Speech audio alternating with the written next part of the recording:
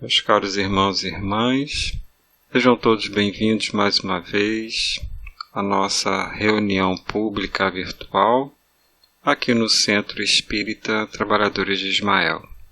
Hoje nós vamos trazer um tema, uma forma mais reflexiva de um estudo, com o título Como usas o Espiritismo? Um pouco diferente, estranho talvez, mas de fato para provocar em nós algumas reflexões. Então, já iniciamos aqui o nosso estudo, recordando um pouquinho do que seja o Espiritismo, na sua questão um pouco mais simples, Colocamos aqui como terceira revelação. E revelação, o que é a revelação? É a retirada do véu, aquilo que está oculto, que a gente não consegue perceber, que a gente não consegue ver.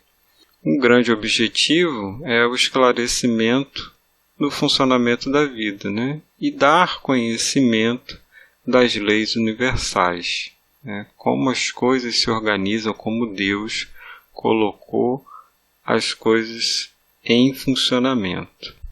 Nesse sentido, a gente também pode perguntar: para que serve o Espiritismo? E é interessante a gente recordar, que o Espiritismo também é tido como consolador prometido por Jesus. Então, nesse sentido, o Consolador tem como objetivo esclarecer o porquê, como as coisas funcionam, como a gente comentou, mas também a questão de confortar e soerguer. Confortar porque, esclarecendo, a gente compreende, e compreendendo, a gente se fortalece e consegue se levantar para dar continuidade. Outro fato também interessante de se notar, que é uma orientação adequada ao nosso momento, e também na nossa forma de pensar. Porque estamos no Ocidente, pensamos desta maneira, que é um pouco diferente do pensamento oriental. Então, para cada povo, para cada organização, nós vamos ter uma experiência diferente. Apesar de a sua essência, se a gente for comparar as religiões, a essência é a mesma. Nós vamos ver lá a questão do amor, da fraternidade, a busca pela verdade. Por que a essência é a mesma? Porque ela parte da mesma origem, que nós entendemos que é o nosso Senhor Jesus Cristo, governador do nosso orbe. Bom, aí vamos entrar de fato no nosso assunto. Como nós usamos o Espiritismo, ou seja, a gente toma contato com o Espiritismo, com o seu esclarecimento, e aí o que a gente quer refletir ou fazer uma pausa aqui entre os nossos estudos é: assisti a um estudo, li um livro, tomei contato com algum artigo, um texto, e o que eu faço com isso? O que eu estou fazendo com isso? Essa é a tônica aqui da nossa reunião no dia de hoje. E aí o que a gente colocou aqui? 2 quadrinhos para poder a gente refletir. A gente, a partir do momento que conheceu o Espiritismo, a gente criou novos problemas ou criamos novas possibilidades? Vou começar pelas possibilidades. A gente passou a se reconhecer as dificuldades e os compromissos que a gente tem? Passamos a meditar melhor nas escolhas que precisamos fazer, porque a gente sabe que tem consequências?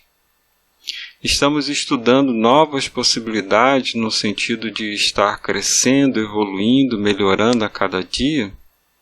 É isso que nós estamos fazendo com o Espiritismo nas nossas vidas? Ou a gente criou mais problemas? Vamos pensar assim, olha, antes de eu ser espírita, eu não sabia que existiam espíritos. Eu passei a ter medo de espírito depois que eu me tornei espírita? Eu aumentei o meu medo de morrer porque eu posso ir para o inferno ou ir para o umbral? Então, a depender de como nós pegamos esses conceitos, esses esclarecimentos, nós podemos criar novos problemas. Por quê? Vamos refletir. Eu gostaria de refletir com vocês justamente no primeiro que a gente colocou aqui. Medo de espírito ou medo de ver espírito. Ora, se eu sou um adepto da doutrina espírita, se eu me reconheço como espírito, seria razoável querer ou pensar que, se eu visse um espírito, estaria confirmado toda a teoria que está ali relacionada nos livros. E se eu confirmar isto, qual é o meu proceder? Será que vai aumentar a minha crença, a minha credibilidade em relação à doutrina ou diminuir? Então nós vamos respeitar e entender que, como não é algo comum do nosso dia a dia, pelo menos nós que não somos médios videntes, nós vivemos muito acostumados com a ideia da vida material. Então, aquilo que é da vida espiritual nos é estranho, mas não deveria ser. Precisaríamos ver com olhos de naturalidade. Por quê? Somos espíritos. Eu estou vendo outro espírito ali. Assim como nós nos vemos, só que estamos na carne. Eles assustam e etc. Sim, entendemos que sim, justamente porque não estamos habituados. Mas daí nós assumirmos isso como um medo é de se questionar. Por quê? Porque a gente aí não está compreendendo. E outra coisa interessante, fala-nos a doutrina espírita que ao sono nós vamos encontrar com o quê? Com os espíritos que nós temos afinidade. E interessante, né? Durante o sono a gente não tem medo. Tem os pesadelos, né? Tem as perseguições espirituais, aí é uma outra condição. Mas, numa forma geral, estamos indo ter com os espíritos, né? O umbral, a mesma coisa. E é interessante, gente, pelo seguinte, aqui a gente faz uma breve vírgula. O Primeiro Testamento, né, vamos lembrar, né, nós herdamos o judaísmo no Primeiro Testamento, a primeira revelação. Herdamos o Segundo Testamento, que é o Evangelho de Jesus. E continuamos na terceira revelação. Então, podemos dizer que o Espiritismo é uma religião com bases cristãs, né? No cristianismo, nesse movimento que Jesus fez. Se vocês repararem, no Antigo Testamento, este princípio de tudo, né? A inteligência suprema, não é chamada de Deus, ela é chamada de Yahvé, ou Javé. Na verdade, ela nem é chamada, né, porque falar o santo nome de Deus em vão é algo que não era permitido, né? Havia um respeito muito grande em relação ao nome de Deus, né? A Deus propriamente dito, né? O Yahvé. Só que a partir do Segundo Testamento, e hoje, nós utilizamos o nome Deus. E talvez a gente não saiba, mas Deus é derivado de Zeus. Zeus, aquele deus da mitologia grega. E como se deu? Se deu por conta de Roma.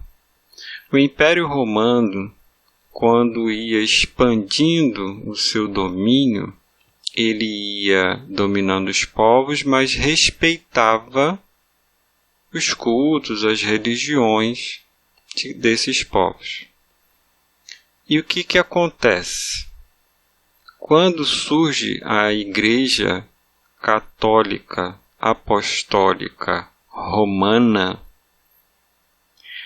para que eu pudesse ser acomodado todo o seu império numa religião oficial, eles trazem para esta religião vários outros elementos. Quer ver um outro elemento que foi trazido pela Igreja Católica e por conta desse cenário? Hades, que nós vamos conhecer como demônio, Satanás. A figura do inferno, que tanto amedronta a muitos, ela foi incorporada neste instante, porque ela não existia. Né? Então, essa figura que nós temos hoje, né, o umbral, ela remete, né, como se fosse um inferno espírita, né? E no fundo tem um outro significado e nós vamos refletir brevemente sobre ele. Tá? A gente fez essa introdução só para poder a gente fazer a ligação, né, de coisas que o ser humano foi criando, né, e aí acaba complicando o cenário da nossa vida. Mas que fiquemos aqui, com esse alerta. Tá?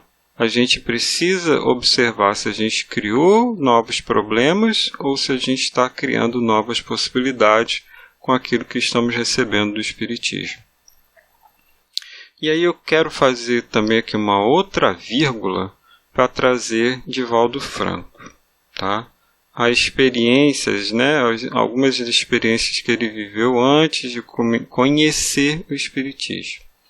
Então, eu vou trazer aqui um pedaço de uma entrevista, tá, para poder a gente pensar aqui em alguns pontos. Então, o Divaldo relata que, ali por volta dos 4 anos de idade, ele começou a vivenciar fenômenos mediúnicos, onde crianças espirituais brincavam com eles.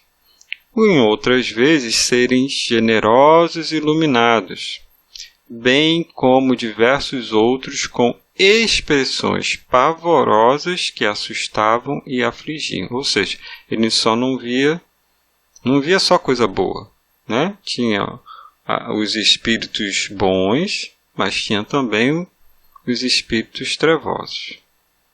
Passei a constatar que poderiam ser manifestações demoníacas e a temê-las, conforme ensinava a Igreja Católica, com o desejo de me roubar a paz e, quiçá, me arrebanharem para o inferno. Olha aí, que a gente falava há pouco. Nada obstante, à medida que fui crescendo e conseguindo discernir com mais clareza, compreendi que se tratava, sim, de espíritos, de almas que haviam vivido na terra, que eram felizes ou desventurados conforme as existências que haviam levado. Olha o que interessante, à medida que fui crescendo e conseguindo discernir com mais clareza. Gente, começou com 4 anos de idade. Imagina você aos 4 anos de idade, não sabendo nem se expressar muito bem, porque você ainda está conquistando vocabulário, ideias, pensamentos. né? É uma criança, você lidar com essa circunstância de ver espíritos bons e maus. Os bons, beleza, né? E os maus? Como é que a gente lida com os espíritos maus, aqueles pavorosos, perseguidores e etc., aos 4 anos de idade? Que os pais não acreditam. Ah, você está inventando. Coisa da sua cabeça. Não é? Ele passou por isso. E olha que é um ser que veio com esta missão. Ele não poderia ser poupado? Por que começou já com os 4 anos de idade a passar por essa circunstância? Mas sigamos.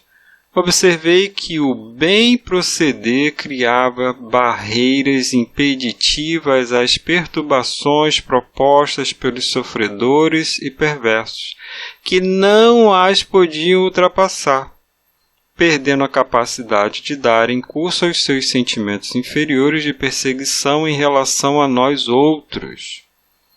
E aí Divaldo já traz aqui para a gente como fazer para se proteger. Vamos ler de novo? O bem proceder criava barreiras impeditivas às perturbações propostas pelos sofredores e perversos que não as podia ultrapassar. Então ele está dizendo assim, olha, eu passei a bem proceder, ou seja, fazer as melhores escolhas, seguir o Evangelho na sua feição mais geral, e isso fez com que fosse impedido, ou seja, ele criou uma proteção.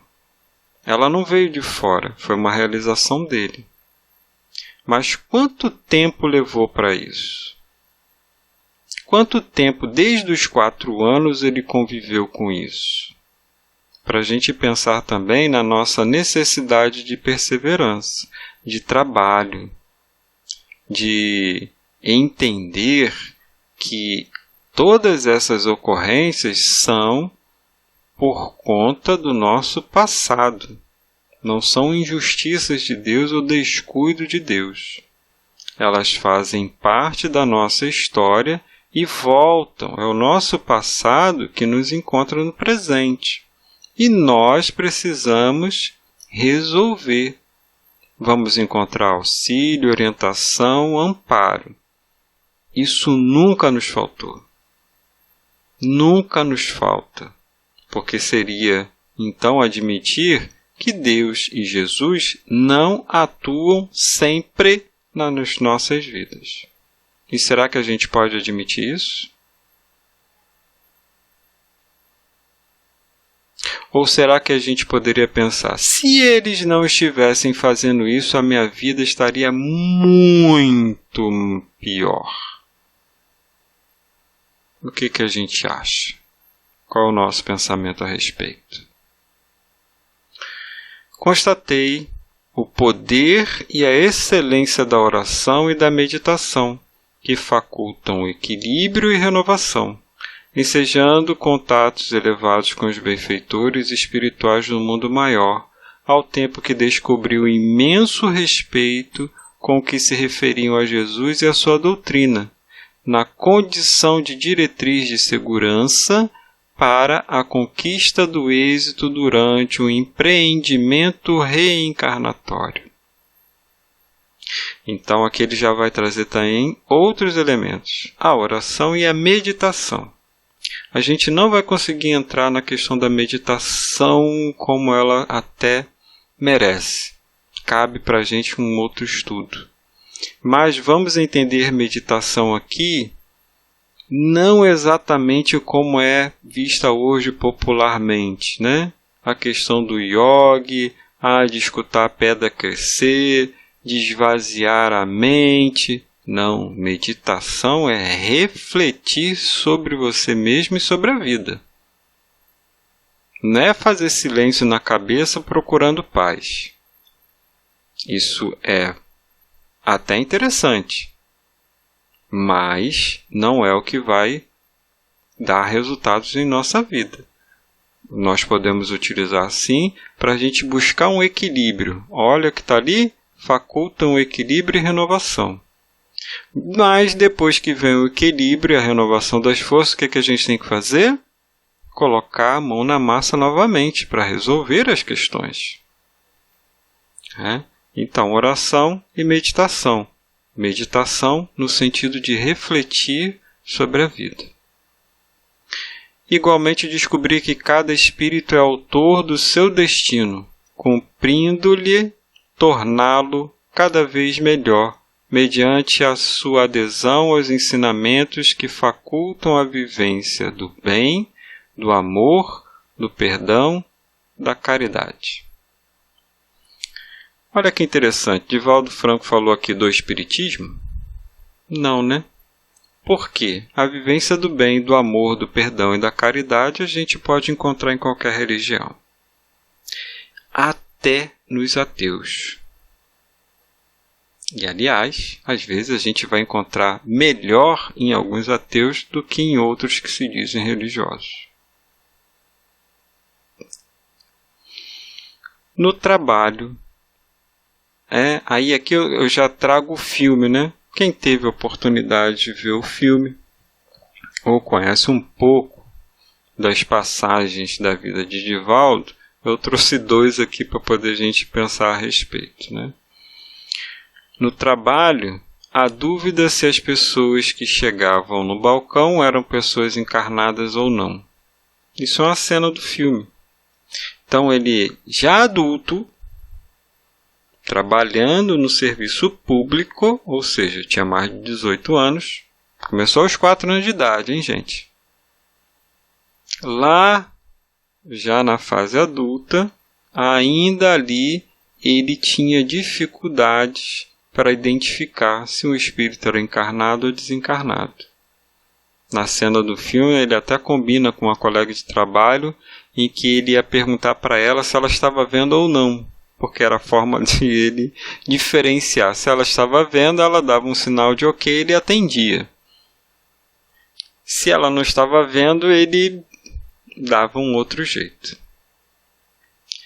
E a outra passagem, que também há relato no livro e ele comenta, é que no passar de décadas, ele tem a presença de um espírito que persegue ele, que só se decide por se afastar quando reconhece que aquela criança que estava sendo acolhida por ele numa determinada ocasião era a mãe.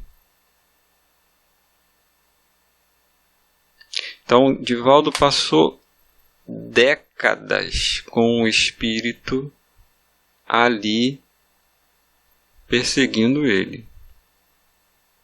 Olha, mas ele não é um trabalhador do bem?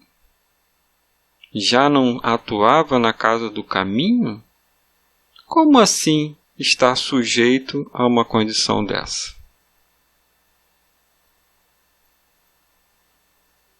É porque ele é missionário? Não. É porque ele é um espírito.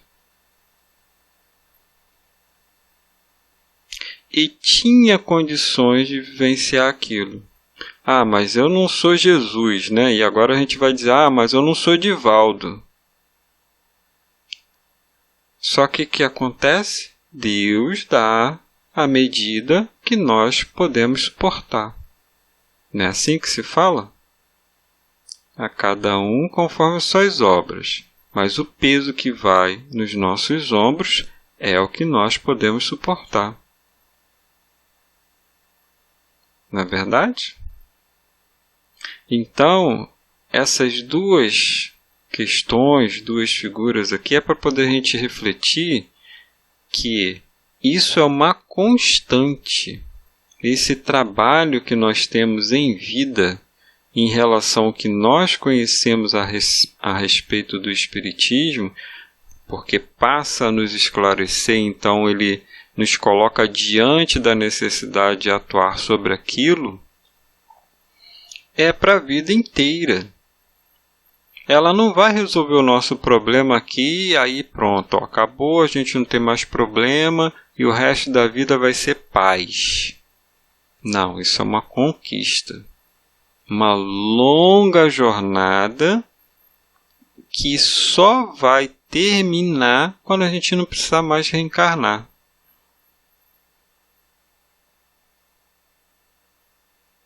Porque aí, não precisando mais reencarnar, você teoricamente está livre disso, não é? Ah, me livrei. Bom, não, gente. Quando a gente não precisar mais reencarnar, a gente vem reencarnar de novo num outro planeta para ajudar ele a evoluir. Alguém lembra aqui de renúncia?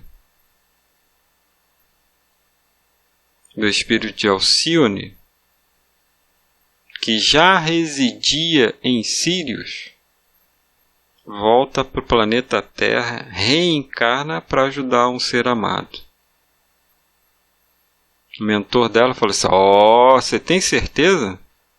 Você sabe que se escorregar lá vai ficar presa. E fica preso. Por quê? Porque a lei é lei. E o ambiente não é propício. É um ambiente difícil. Mas ela veio em nome do amor. Ela sabe, confia em si mesma, que o amor que ela traz é suficiente para poder suportar aquela questão. Mas sigamos. E Chico Xavier, antes de Emmanuel? Foi a mesma coisa, gente. Ele também, durante a infância, começa a sua questão mediúnica. Se Divaldo a gente não viu o filme, eu acredito que todos pelo menos viram o filme de Chico. E viram como é que foi a infância de Chico. E quem ainda não teve a oportunidade de ler, alguma de suas biografias, faça-o para observar que a vida de Chico, missionário, foi duríssima. Não foi moleza, não. E até dos próprios espíritas ele sofreu ataque. Se a gente reclama dos nossos familiares e inimigos, imagina aqueles que são seus confrades te atacando.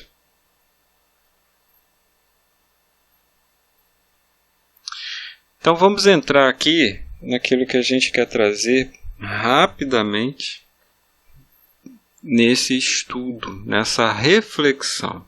Aí a gente colocou como uma possível aplicação do Espiritismo. Por que uma possível aplicação? Porque cada um de nós é que tem condições de montar o método. O como? Porque não existe uma receita de bolo. Funciona para mim, não funciona para você, funciona mais ou menos para outro. E no fundo, cada um é que vai ter que encontrar o seu próprio caminho, a sua própria aplicação. O que melhor funciona na sua vida com aquilo que está ali. E aí, o que a gente fez aqui? Tentando simplificar, tá, gente? A ideia é a gente lembrar que nós temos hoje várias ferramentas, vamos chamar assim, ciência, temos pesquisa, temos ofertas de cursos, temos terapia. Então, assim, tudo que estiver ao nosso alcance, ele pode ser utilizado. Tá? Por exemplo, a psicologia. A psicologia é uma religião? Tem alguma coisa a ver com religião? Não. Mas ela é de suma importância, porque ela cuida da cabeça da gente, no mínimo. Então, precisamos lançar mão. O remédio a gente não consome? Também, se for necessário e útil por um período, para nos ajudar a reajustar, reequilibrar, para depois tomar rédeas da própria vida, vamos usar. Então, a ideia aqui é a gente pensar o seguinte, olha, vamos pegar esse tempo todo que a gente já viu o Espiritismo, já conhecemos, vemos palestras, trazemos aí já algum conhecimento, independente se a gente já leu ou não toda a codificação, etc., que seria interessante para a gente ter uma noção completa, tá? Mas vamos trazer aqui algumas indicações de como a gente pode aplicar o Espiritismo nas nossas vidas. Porque não basta a gente escutar. Escutar, escutar, escutar, escutar, escutar, escutar. Os apóstolos se tornaram apóstolos depois de ter escutado só 3 anos, gente. Quantos anos nós já temos de Espiritismo? Eles tiveram 3 anos, tudo bem, né? Tiveram um intensivão com o mestre. Mas fraquejaram no início. Todo mundo saiu batido. Só ficou João. E as mulheres. Né? Os homens deram no pé. As mulheres estavam lá. Então, o que a gente precisa levar em consideração e a gente relacionou aqui? Lembrando que isso aqui não é o único método ou a única forma, tá? É uma ideia e cada um vai adequar, adaptar da sua maneira. Então, assim, a primeira coisa que a gente precisa é identificar os defeitos. Como é que eu melhoro alguma coisa? Principalmente aquilo que está errado. Identificando que existe um erro. Então, o primeiro ponto, o primeiro passo é a gente parar, olhar no espelho, ou perguntar a algum inimigo, porque às vezes funciona mais e melhor do que a gente. Porque a gente cria um monte de desculpa. Eu não sou assim, não, eu não faço isso. Se ilude e acha justificativa para tudo. Então é um exercício difícil até de ser feito, mas de suma importância, porque se a gente não sabe quais os defeitos, como você vai evoluir e melhorar, se você não sabe o que você tem que cuidar. Mas, em paralelo a isso, nós também temos que identificar as nossas qualidades, ou seja, o meu lado bom. Eu preciso identificar, relacionar, trazer à tona a minha consciência. Por quê? Porque eu também preciso fortalecê-la para me ajudar a combater também os defeitos. Identificação de virtudes. Olha que interessante. Mas qualidade e virtude não é a mesma coisa? Pode nos parecer, mas não é. Tem coisas que são nossas, mas tem coisas que são de Deus. Jesus chega e fala assim: bom? Eu não sou bom. Bom é o Pai que estás nos céus. Então, nem o título de bom Jesus aceita. Então nós podemos nos achar virtuosos? Não, gente. A virtude é uma manifestação. Ela pertence a Deus e se manifesta por nós. Isso é algo um pouquinho ainda complicado da gente entender. Nós conseguimos ser generosos, conseguimos ser fraternos, porque são atitudes com base em coisas imensas que vêm da criação, da manifestação de Deus. Jesus, ele encarna isso. E esta fala não é uma fala só de humildade, é uma fala de reconhecimento. Jesus, ele sabe reconhecer o que é dele e o que não é dele. Então essa frase ela pode parecer simples, mas ela é de uma profundidade enorme.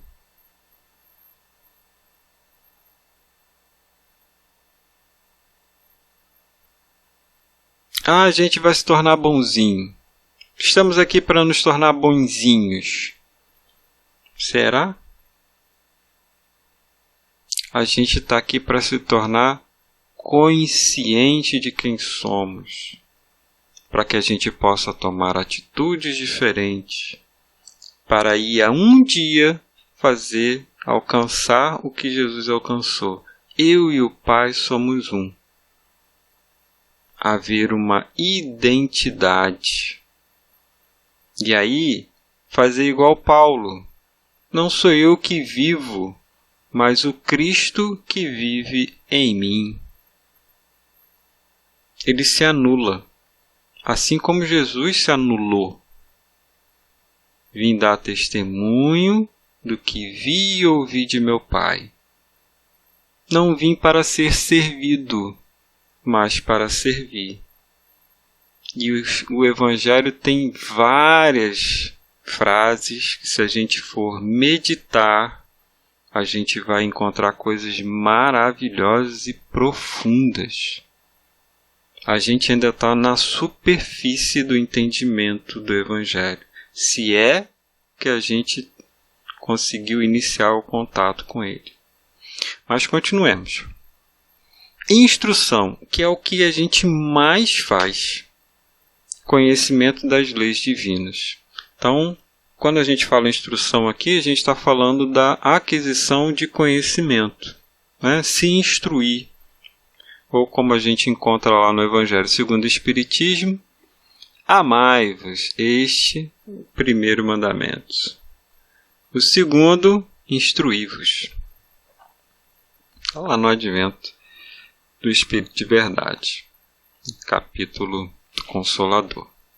Análise dos defeitos à luz do Espiritismo, ou das leis universais, ou das leis de Deus.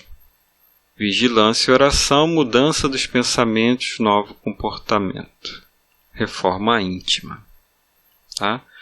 Então, essas ações a gente vai colocar aqui, ó, dessa forma. A gente quis criar um quadrinho ali, eu coloquei um eu. E aqui a imagem ela não ajuda muito a refletir isso, mas a ideia é a gente pensar que tudo isso aqui ocorre dentro da gente.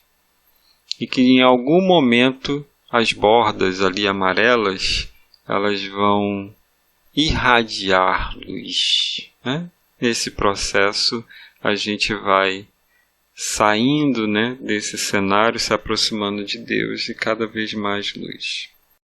Então qual é a ideia, gente? A gente identificar os defeitos a partir das instruções, ou seja, daquilo que nós viemos tomando contato com o Espiritismo, nós fazermos as análises necessárias.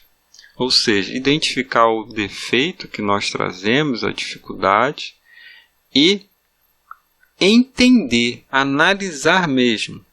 Eu sou ciumento. Mas por que eu sou ciumento? O que eu ganho sendo ciumento?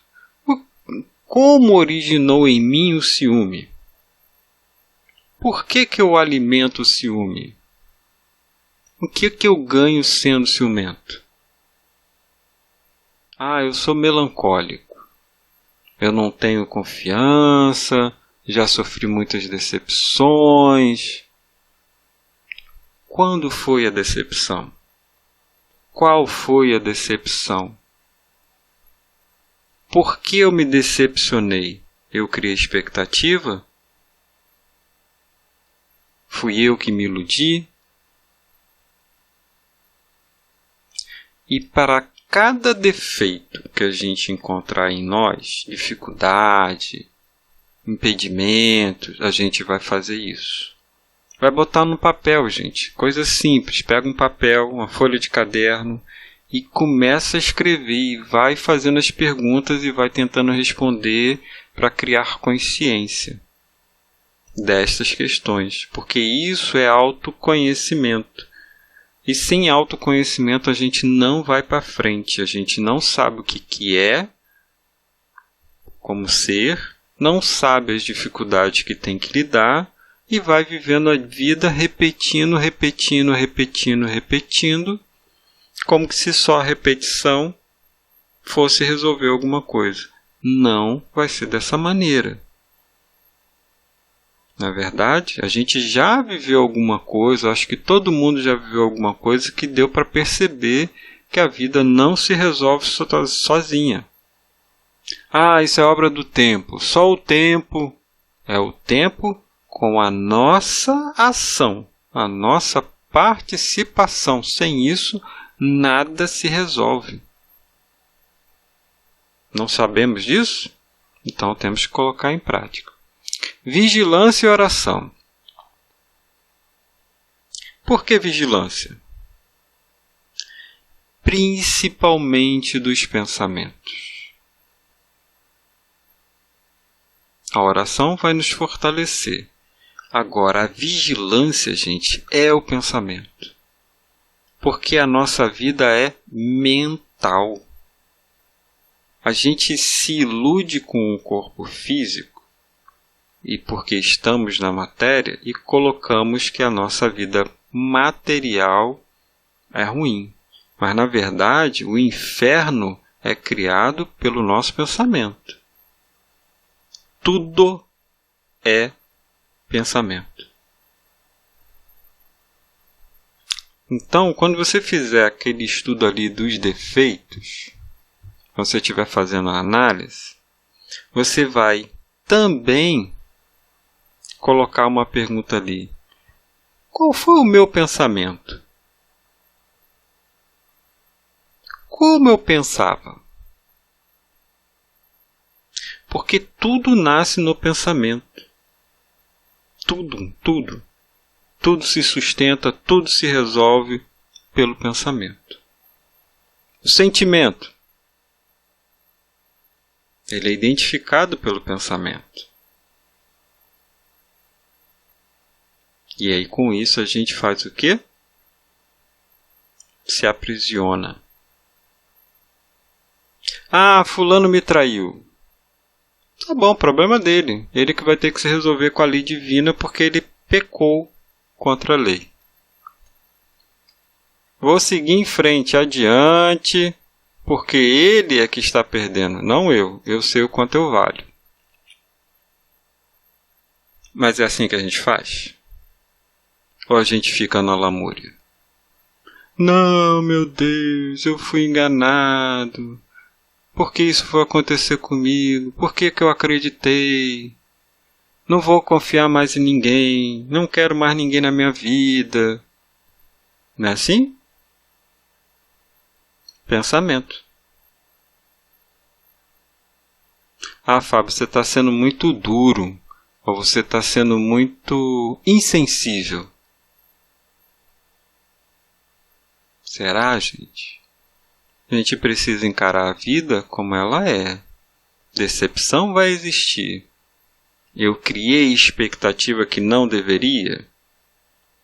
Será que eu não pensei ou idealizei algo ou alguém no mundo de provas e expiações, imperfeito, de uma forma perfeita?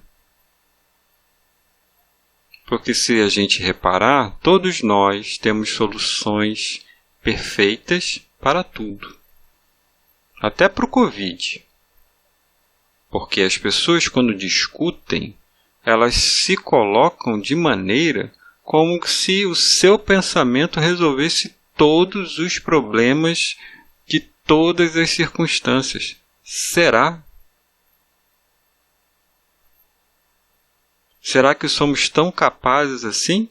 E se somos, por que a gente ainda tem tanto problema íntimo?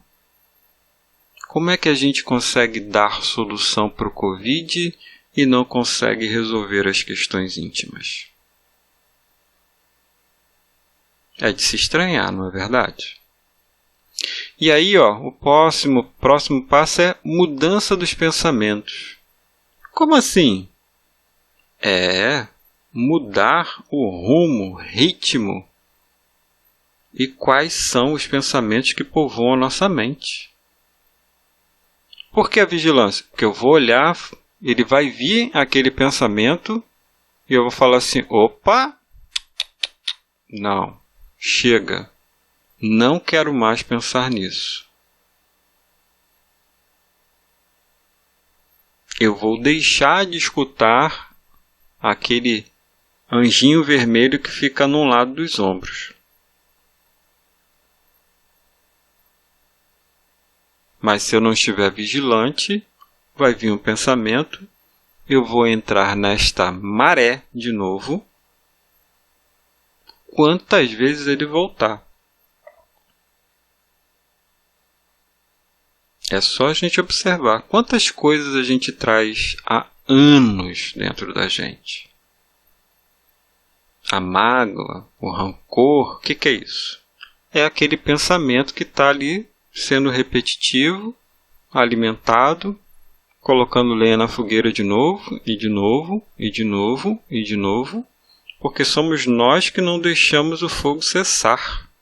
Por quê? Porque você volta e pensa a mesma coisa. Agora, no dia que você chegar e falar assim, chega, cansei, não quero mais. Pronto, acaba.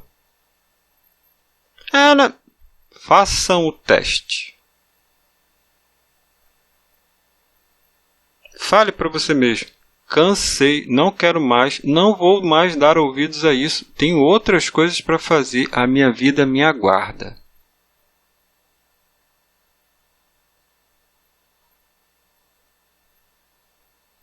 Óbvio, nós precisamos saber fazer isso, né? Porque senão a gente vai virar as costas para as pessoas que estão no nosso redor, o grupo familiar, que são pessoas que nós atraímos. O Espiritismo fala que às vezes na família se encontram os maiores inimigos. Opa! Por que é o maior inimigo? Porque era um amigo que deixou de ser. Né? Todo inimigo é um ex-amigo. Não tem inimigo desconhecido. Isso não existe. Até existe por afinidade. Vamos lá. Você quer pegar ele? Vou pegar também porque eu estou na onda e tal. Mas primordialmente não. E aí, você pensando, você muda. Você comandando, direcionando quais são os pensamentos que devem povoar a sua mente, você muda. Você cria um novo comportamento. E nesse novo criar comportamento, qualidade. Uma nova qualidade pode surgir, ou ser fortalecida. E quando você aprimora a qualidade, você se coloca mais favorável à manifestação das virtudes que vêm de Deus. Então, as suas qualidades aumentam, seus defeitos diminuem, consequentemente, a sua vida melhora, a sua felicidade aumenta, as suas dores diminuem, e um dia eu e o Pai somos um. Então, gente, isso aqui é um esqueminha que não é novidade, né, para ninguém. Isso são coisas trabalhadas de várias formas, em várias abordagens, mas a gente achou interessante trazer para cá para lembrar que a gente escuta um monte de coisa, mas tem que colocar em prática. O trabalho é nosso. E a gente precisa organizar como fazer isso e acompanhar. Né? Não é fazer uma vez, pronto, acabou. Gente, estou com um problema, ora por mim. A gente vai orar. Né? Porque precisamos desse movimento. Isso também é um movimento de fraternidade, de caridade. Mas as coisas só vão ser resolvidas com a nossa própria atuação. E não nos enganemos, a vida não é um problema só, pronto, acabou, o resto da vida é felicidade. Não é. Você vai resolver um problema, vai vir outro. Por quê? Porque o nosso passado nos aguarda. E aí Deus quer que a gente se liberte. Então, acaba um, vem o outro. Ele dá um período ali, um refrigériozinho. Você pode ver que sempre tem. Depois que você resolve um problema, você dá aquela aliviada e aí daqui a pouco vem outro. Por quê? Porque Deus tem pressa. Tem pressa da gente se livrar desses pesos todos para que você definitivamente possa gozar da felicidade a qual Ele idealizou para cada um de nós. Tá? Então isso aqui é uma ideia, né? Pega o papel, faz lá as anotações, vai voltar, a gente é uma constante, revisar, aprimorar, esquadrinhar, tem que esmiuçar. É um trabalho árduo? É cansativo? Muito. Mas é necessário. Parábola das bodas, festim das bodas. O reino dos céus se assemelha a um certo rei que celebrou as bodas de seu filho. E enviou os servos a chamar os convidados para as bodas, e estes não quiseram vir.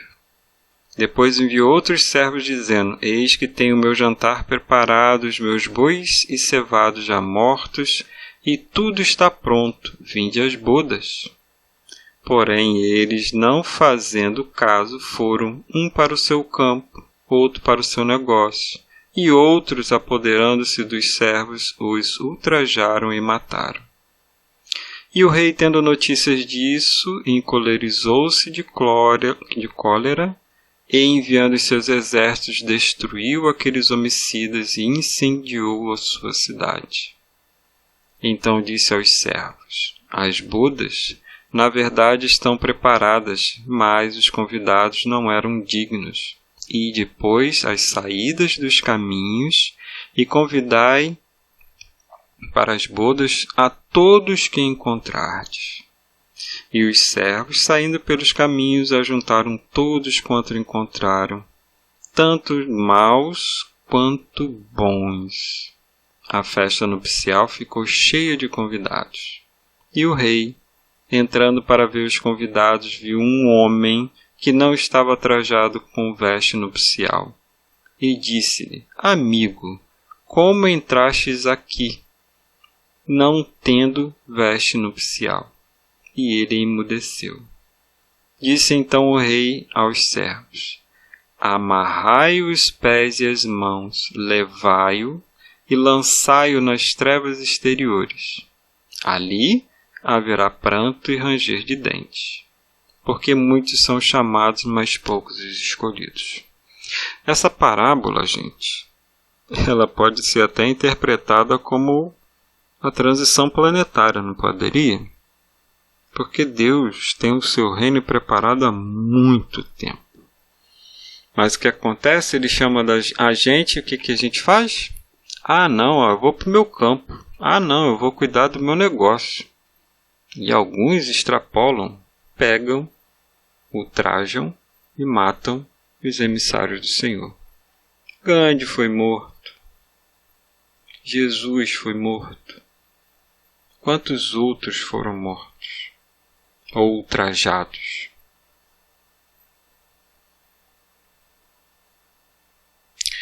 Então, essa boda aqui, a gente trouxe essa parábola para refletir isso, né? Como o ensinamento de Jesus ele é amplo e ele não passa, né?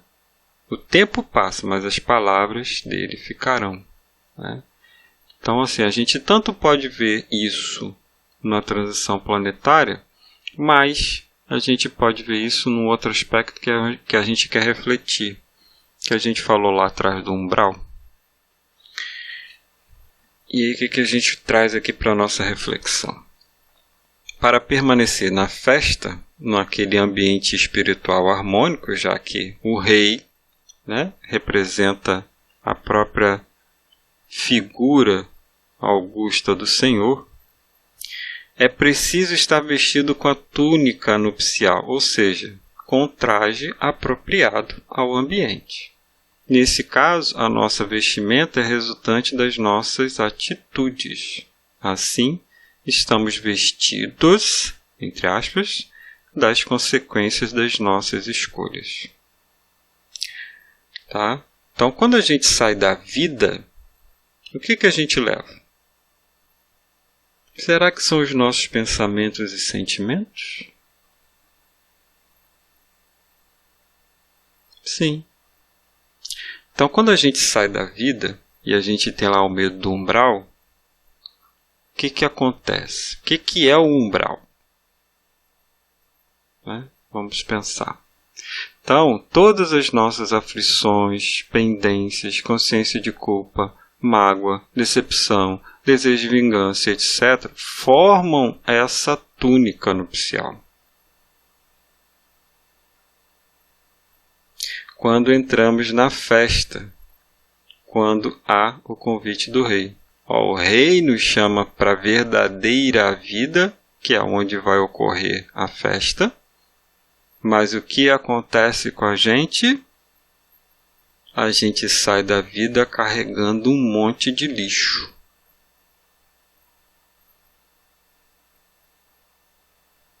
Na nossa mente. Nos nossos sentimentos. Então, o umbral é o quê? Ele pode ser entendido como o processo mental de expurgo daquilo que não resolvemos enquanto estávamos encarnados. É o local fora da festa onde haverá choro e ranger de dentes. Só poderemos retornar para a festa após esse expurgo. Não foi assim que aconteceu com André Luiz? Ele ficou no umbral enquanto aquilo tudo que atormentava a mente dele, e era a mente, gente? Era, né? Não tinha mais o corpo físico, não é verdade? Era a mente. É o processo mental. Por isso é fundamental a gente cuidar da nossa mente, dos nossos pensamentos, daquilo que a gente alimenta nessa vida psíquica. Então, o umbral a gente trouxe aqui, para poder a gente ter exemplo. A gente não tem que ter medo do umbral. A gente tem que ter medo daquilo que a gente não está resolvendo. E por isso também Jesus fala: reconcilia-te com teu adversário enquanto estás com ele a caminho, para que ele não te entregue ao juiz, para que você não seja condenado. Isso é outra parábola que está ligado à ideia do umbral. Porque se eu resolver enquanto estou no caminho, enquanto é dia, enquanto há luz, eu estou resolvendo. Se eu resolvi, eu não estou levando. Se eu não estou levando, eu estou mais leve. E a minha roupa está um pouquinho mais alva. Agora, se eu levar daqui as angústias, preocupações e etc., bicho, com certeza a gente vai fazer aquela paradinha básica no umbral. Por escolha nossa. Por quê? Porque não fomos adiante na resolução das nossas questões. Pensemos sobre isso. E para a gente encerrar, a gente traz uma frase de André Luiz. A sua vida será sempre o que você esteja mentalizando constantemente. Em razão disso, qualquer mudança real em seus caminhos virá unicamente da mudança de seus pensamentos. Pensemos sobre isso. Meus irmãos, muita paz. Que Jesus nos abençoe a todos e nos ajude a cada dia a pensar melhor. Fiquem com Deus.